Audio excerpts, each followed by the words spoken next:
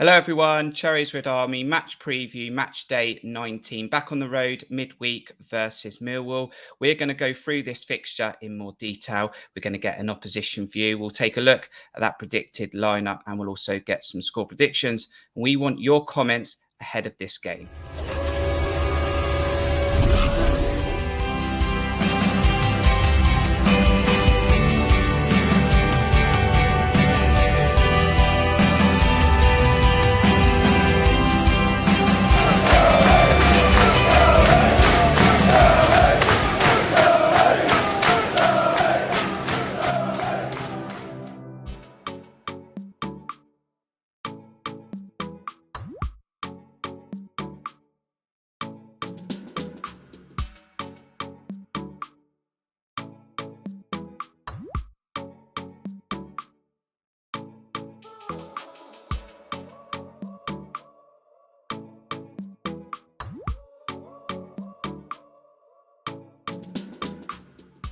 And joining me on this match preview, he's recovered from that game at the weekend. How was Derby? And thanks for joining me, Matt. Yeah, good to be here, Kirk. Thanks for having me. I'll say recovered. I'm not really recovered at all. I'm still feeling it's a messy weekend. And I include the game in that. I mean, the game was very messy from a Bournemouth point of view. So, but yeah, overall good weekend. Shame about the football, really. It sort of interrupted what was a really nice weekend, really enjoyable with some good people. Let's react to that second loss of the season. Then it was 3-2 to Derby, and it was an all-out of sorts performance. Lineups were released an hour before kickoff. There were two changes. No Lloyd Kelly. Chris Mepham came in at centre back. Kilkenny came out for Lewis Cook. What was you thinking when those lineups were released?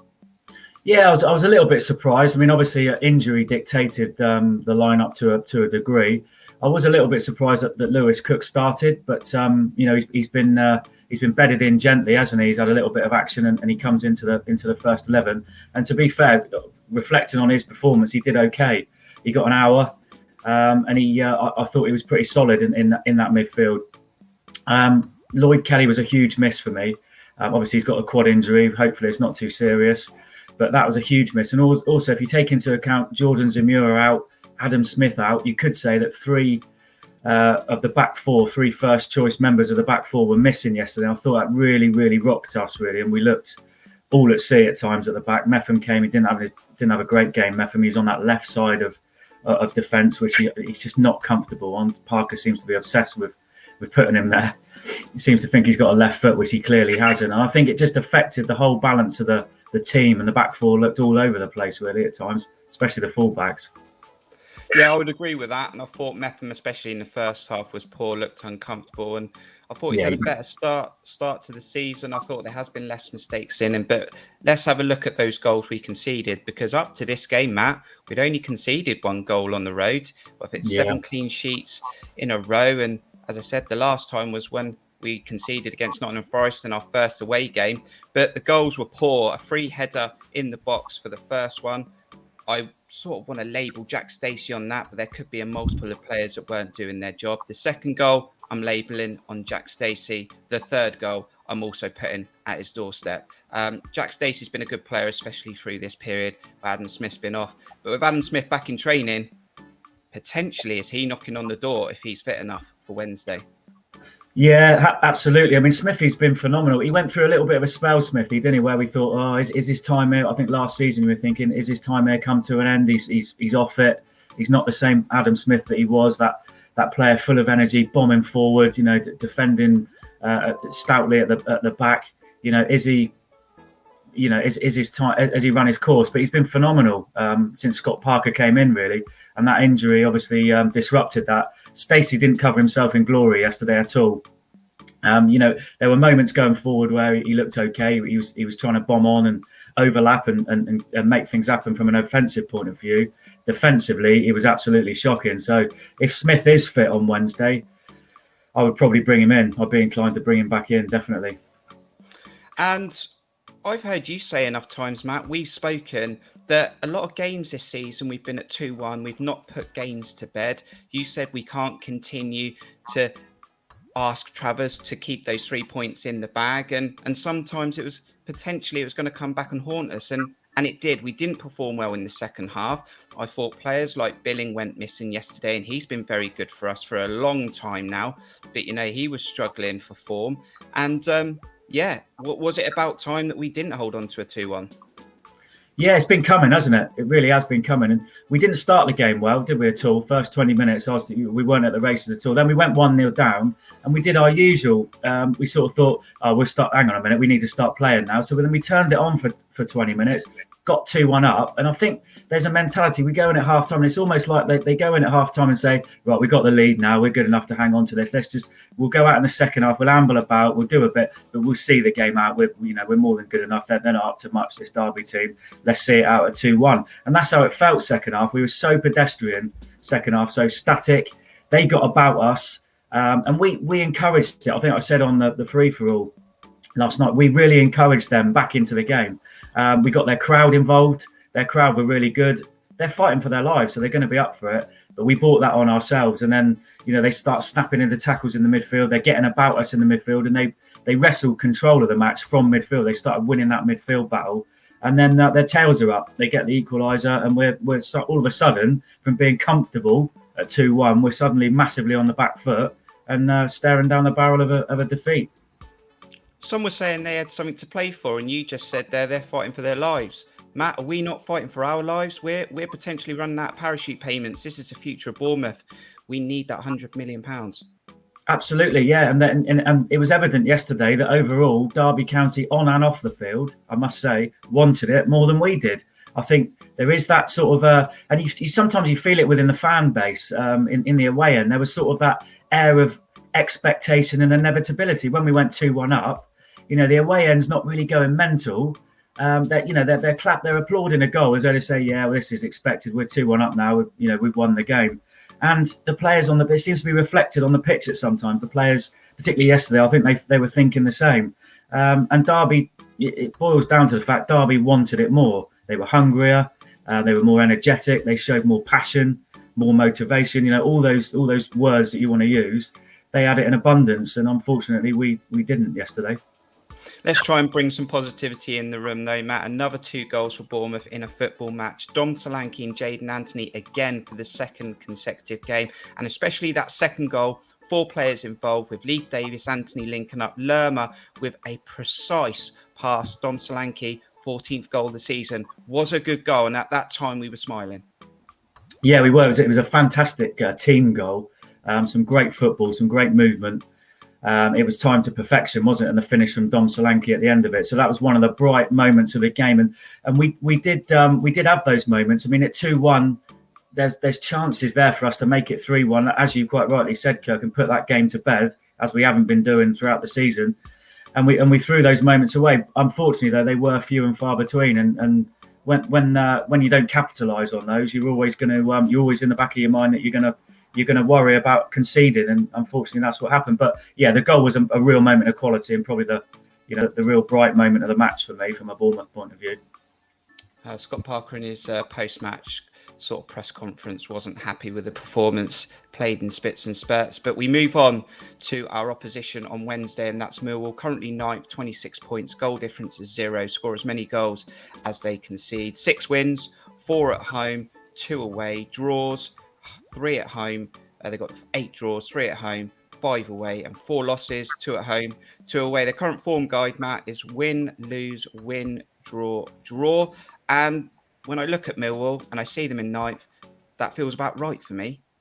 Yes, it feels like a typical Millwall season so far, doesn't it? What you'll get from what they unbeaten in, 1 defeat in 6, and looking through their form, they won't concede many goals. I know we give them a bit of a hammer in last season at their place, but they, generally speaking, they will not concede many goals. They won't concede many opportunities for you, and they won't necessarily score many. But what you can expect from them is exactly what we got from Derby. Really, you can expect physicality. You can expect them to be in your face. They'll offer work rate, commitment for the cause. I think under Gary Rowett, they're a little bit less direct than they were under Neil Harris. I think he was very direct. Gary Rowett wants them to play a little bit more football. He wants to get the wide players involved in the game. Jed Wallace will be a massive threat for them, ex-Portsmouth. So I know somebody I know quite well. And of course, they've got that core ex-Bournemouth players in the side. One of which, I mean, Kirk Tovey's been starting for them. Scott Malone is always a regular starter for them, and also they got Connor Mahoney in there as well.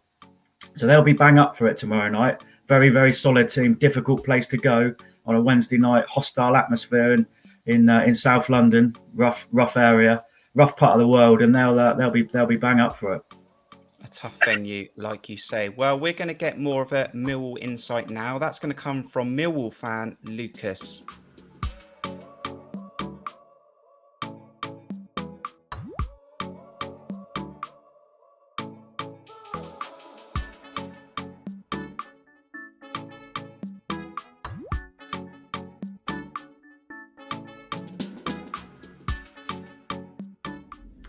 Hello, Lucas Ball here, Millwall fan and journalist as well. And thanks for having me on the channel. First and foremost, obviously, you asked me to give you some thoughts on sort of our season and the game coming up this week. So first off, the start of our season, bit up and down so far, really. League position-wise, we're in a good place. It's our best start to a season in the Championship since we got promoted back to the level a few years ago. So in terms of that, it looks like a good start on the face of it, but there's been a sort of growing frustration in the last couple of months among fans about the style of football that Gary Rowett chooses to play, and the fact that we're not seen to be going enough for games. We're not really embracing I saw someone phrase it as we're not really embracing the chaos, particularly at the Den, which we seem to thrive off in the games where we have let it open up a little bit more. I think against Stoke, we had a 10-15 minute spell where we sort of allowed the game to open up a little bit more, and we really thrived off that. The crowd thrived off it, and we managed to get the 2 goals within that period to turn that game on its head. So yeah, there's still that little sort of bit of anger or frustration underneath, I suppose. Overall, the results have been decent enough. We're just outside the playoffs at this stage of the season. The expectation this year was for a proper playoff push. So as long as we're there or thereabouts come the end of the season, I don't think too many fans will be as frustrated. But if we do miss out narrowly, a lot of fans will find it quite easy to blame Rowett, I think, and maybe rightly, maybe wrongly. That's everyone's different opinion. Tactically, he's an astute manager, and his argument is sometimes we don't necessarily have the quality to open up games in the right way. So we need to find that little bit of balance, I think. But it is a big season overall, big season for the club anyway, big season for Rowett, because part of his 3-year plan was to get us to really push for the playoffs in his 3rd year when he first took over, and also Jed Wallace out of contract in the summer.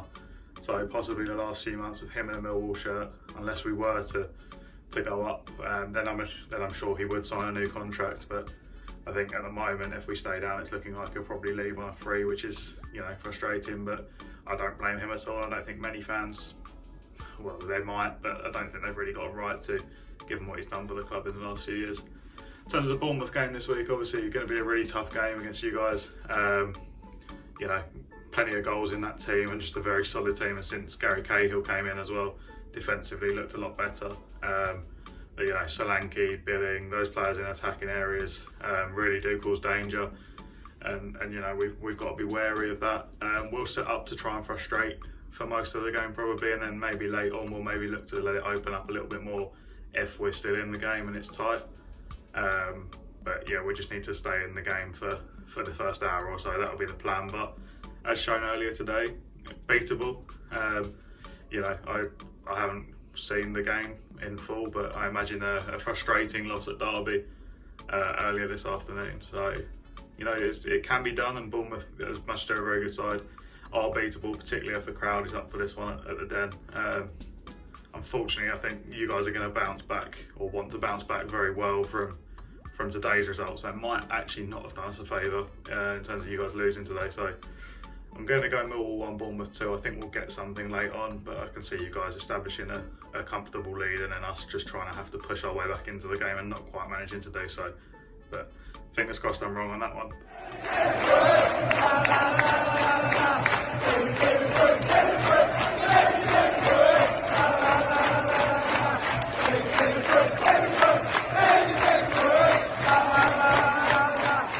Thank you you to Lucas there for his insight on Millwall, and you can check out his details in the description. Matt, you mentioned the goal threat that Millwall have. Generally, that is through Jed Wallace. He's got 5 goals, 5 assists, but they do have a certain, you've already mentioned him, Kirk Tovey, and in their last fixture, they got a 1-1 draw at Borough. He was involved in that controversy leading to that goal, by the way, from the Borough point of view. But Bennick's going to want to try and perform on the night, and Jed Wallace is always a threat for them. Yeah, I mean, we know what Kirk Tovey's capable of when he's at his very best. And like most strikers and like most players and most people in life, it's confidence with Bennick. But he has got on the score sheet lately. So you'd like to think that he's probably got he's finding his confidence again. I know he's been through a really, really difficult time in his life on a personal point of view with what's happened, and probably a professional point of view. I mean, he's moved about a little bit. He's been at a few clubs, never really settled. Now he seems to be settling back in London at Millwall, and playing his football again. So it'll be somebody that we'll have to be wary of and watch out for because of the history there. You know, he's going to be up for it. He's going to want to prove a point, isn't he, against us? And Jed Wallace, has got real quality, as we know, coming in from. I think does he play on the right or the left? I think he can play on either. I'd sort of associate him a bit of a sort of a Ryan Christie type player. He's got that real quality. He can find a pass. He's very, very creative. So we'll have to be wary. But I was reading an article actually there. They brought a centre back in called Daniel Ballard, I think, from Arsenal. He had his first interview with Millwall. He said, "Yeah, I'm somebody that likes to smash people." That says it all, really, doesn't it? That absolutely says it all. He's absolutely perfect then, isn't he, for Millwall? So again, we've got to be prepared for that. We've got to be up for the fight tomorrow because they will give you that. They'll come out at us and they'll want to get into us and kick us about, put us up in the air a bit, show that physicality that they've got. They'll press us. I think they'll press us high up the pitch, and we've got to be prepared for it and work around it.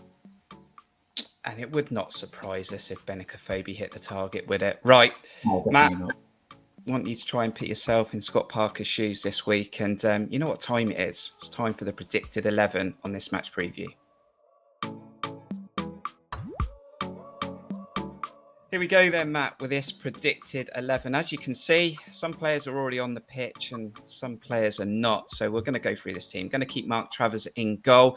Yes, he conceded 3 at the weekend and he hasn't conceded many goals this year. Best keeper in the division up to Derby, but happy to keep Travers in there? Yeah, absolutely. Yeah. No complaints with Mark Travers, really. Okay, now I have got Jack Stacey at right back and Gary Cahill likely to captain. Are you wanting to change that? Not really knowing if Adam Smith's 100%. We know he's back in training, but what are you wanting to do there? If he's back in training, Smithy, and there's a possibility that he could play on Wednesday night, bearing in mind, there's a little bit of time before the game now, I would put him in. Okay. We haven't seen the press conference yet, but we are going for Adam Smith at this stage to go in. Right, then we've got the space there at centre-back and left-back. Lloyd Kelly, we think, is going to be a few weeks away. Chris Mepham started alongside Gary Cahill, had a tough day against Derby. Steve Cook was on the bench, Matt. What would you do? Yeah, this is a really tough one. I mean, Gary Cahill, for me, the fact that he was, he's already a leader and a captain on the pitch, isn't he? And but he had the full responsibility yesterday. And it was almost like a burden to him. It almost, it felt like he was doing, he had too much to then do. He was trying to captain, he was trying to command the back four, look after Travers behind him, look after those around him. And it almost felt like it was, there was too much on him yesterday. But he's going to keep he is a leader, he is a captain. So I think he's going to keep the armband. What he needs is somebody alongside him, maybe with a better balance. I mean, two distinct right footers, aren't they, Cahill and Mepham? And although I feel a little bit sorry for Mepham in terms of he's done little wrong and he's been played out of position is the problem. But there is a temptation to bring Steve Cook in. I mean, you've got two leaders. For a game like Millwall, where it's going to be physical, we're going to be up against. There could be an aerial bombardment. That is where you need. For me, I know where you're going with this. It's a perfect game for Steve Cook, and a perfect game for him.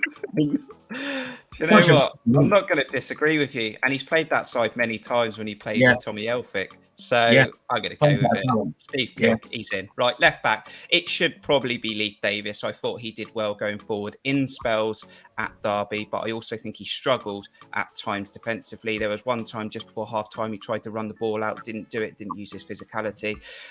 Robbie Brady, 6 weeks at the club, also still not fit. What do we do at left back, and what is the deal with Robbie Brady? Not really sure. Don't really know what the problem is there with Robbie Brady. I mean, I don't know if Parker's come out and just, definitively said that he's got an injury, or just that he's just not fit still. He's taking his time, and blimey. Yeah, Leif Davies, as I've said previously, both fullbacks got cruelly exposed defensively yesterday, Stacey and Davies. But if Brady's not fit, I don't think we've got a lot of choice, have we? But to put, it's not like we can even put Lloyd Kelly there, which he can do a great job at left back. We all know that, but he's injured as well, so it's got to be Davies, isn't it? Yes, move up the pitch then. Holding midfielder, it could be Lewis Cook, it could be Ben Pearson, it could be Gavin Kilkenny. Who do you pick, Matt? Yeah, again, it's horses for courses, isn't it? The nature of the opposition, keep referring to that physical battle. It's tailor-made, as it was yesterday, I felt, really. Tailor-made for Ben Pearson, if he's fit, for me. Yeah, and again, I can only think that he's still struggling with that knock versus Preston, and maybe Millwall was in mind to save him for that game. Jeff Lerma, sure he's going to play? Yeah, Jeff Lerma, 100%. Yeah, he'll be slightly advanced, like you say, with Billing missing. So I'd go Jeff. Yep, so no Billing, silly yellow card, struggling day at Pride Park. And who plays? Now it gets interesting, Matt, because you've got a couple of options potentially. You could play Lewis Cook higher up like he came on against Swansea. I don't think Kilkenny will play that high up. Or, Mark Condes came in, did well at the start of the season, got our first goal of the championship season. Barely seen any football in recent times. Could Christie tuck inside? And maybe a wide player comes in like Jamal Lowe. Yeah, I think that's probably the option it'll go for.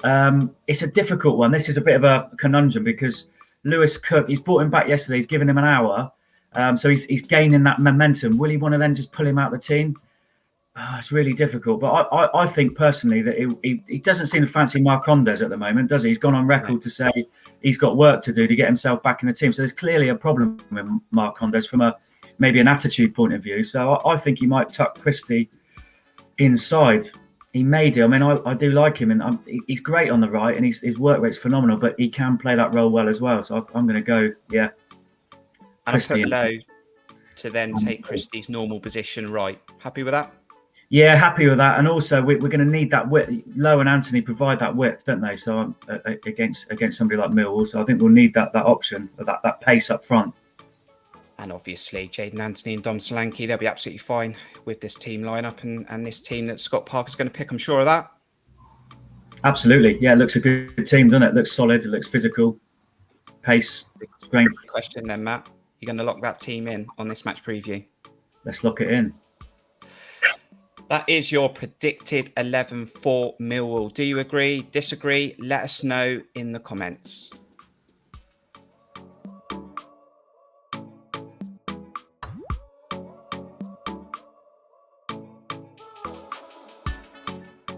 We know that all the talking will be done beforehand, Matt, but ultimately we need to perform on the pitch. We need a reaction. We could have gone 11 points clear of the playoffs. Fortunately, West Brom lost as well. But we are struggling against teams potentially that we expect to win. And it's weird to say that, but we need to get back to winning ways, in my opinion. We've got 2 games coming up in, 4 days? And some will say take 4. I want 6. Yeah, I think we do need 6 because Fulham seems to be running away with it a little bit. Well, they will. They're not at the moment, but they will do if we're not careful. And we have got that gap to West Brom at the moment. But like I said yesterday, that gap can soon close up. This is the Championship. It's so relentless. It's so competitive and teams will come. And when you look at the run that we've got, this is such a pivotal time now, I think, over Christmas and New Year. It always is, isn't it? It's where the table really starts to take shape, and it's the acid test of where you're going to be, really. We need points there, so we really need to bounce back. We need 6, really. We certainly need 3 tomorrow, Wednesday night. Score prediction? It's going to be a really tight game, I think, a really tight game. We've just conceded 3 goals. We hadn't conceded were barely any away from him before that. So I think Parker's emphasis will be, we don't concede it. You know, we need to really tighten up at the back and address the sort of frailties and the failures of Sunday, and they don't concede it. So I don't see many goals in this. I'm going to err on the side of positivity always and go for a 1-0 Bournemouth. I'm not going for a clean sheet because You're not. about the last 5 score lines, every time I predict us to concede a goal, we keep a clean sheet. And every time I go for a clean sheet, we concede. So guess what? I'm going for 2-1. So hopefully we get back to clean sheets on the road. And that is my score prediction. Are you going to the game, Matt? I am going. Yeah, I'm on a roll at the moment. I'm everywhere. So I'll be there. And we are doing a watch along live again on Cherries Red Army YouTube channel. Make sure you hit the notification bell. Make sure you get involved. We'll be live from 7:15 p.m. That will also be sponsored by 6 Yards Out. You can find the perfect exclusive retro football gift. Just visit www.6yardsout.com. And maybe, Matt, if the signal's better than it was at the weekend, maybe we can catch your reaction during the game and after the game.